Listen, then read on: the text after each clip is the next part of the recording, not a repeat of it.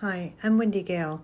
Okay, so today's story, I want to talk about this past weekend. I didn't expect to feel this so soon, something soft and surprising and honestly a little emotional.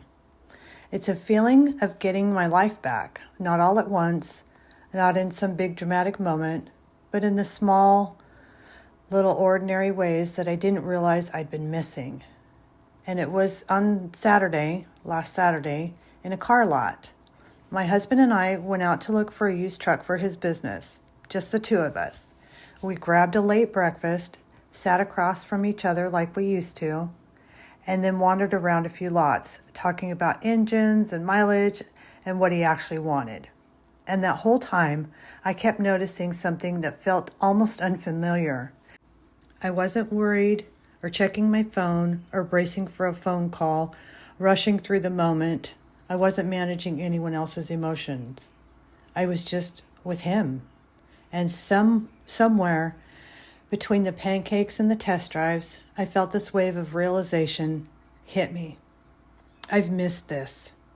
I've missed us, our friendship, our connection, the way we move through the world when life isn't heavy and loud and demanding. Sorry, I had to take a break. This is kind of emotional. Caregiving changes you. Stress changes you. Living in crisis mode for months or years changes the way you show up in your own marriage. Even when you're doing your best, something in you gets stretched thin. You become a version of yourself that's always half present, half listening, half somewhere else.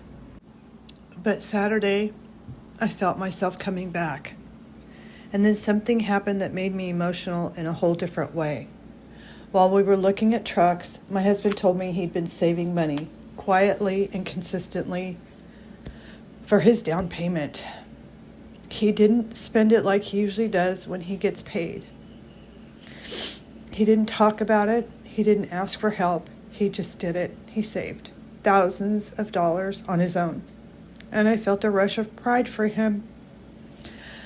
Not because of the money, but because the intention behind it. Because he wanted this, because he planned for it, because he followed through. And when we got home, I told him how proud I was of him, right there in the moment. No whispering, no waiting for my mom to be in another room, no tiptoeing around someone else's reactions. Just open, honest, and normal. And that's when it hit me, how much I've missed that too.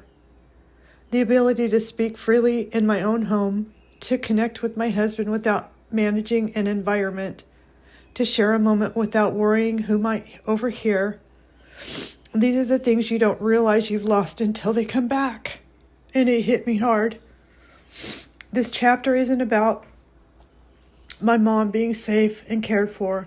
It's about me rediscovering the parts of my life that had gone quiet for a long time.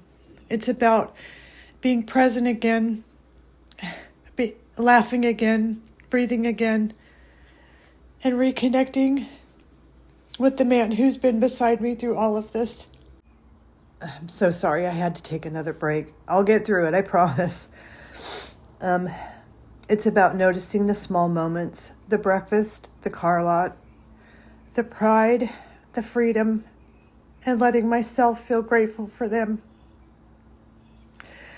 Because I'm so grateful, and honestly, I'm a little emotional about it, as you can hear. Not in a sad way, but in a healing way. I didn't recognize how far away I drifted until I felt myself coming back. So here's where I am today. No rushing, no bracing, no surviving. Just finding my way back to us. Finding my way back to myself and letting these little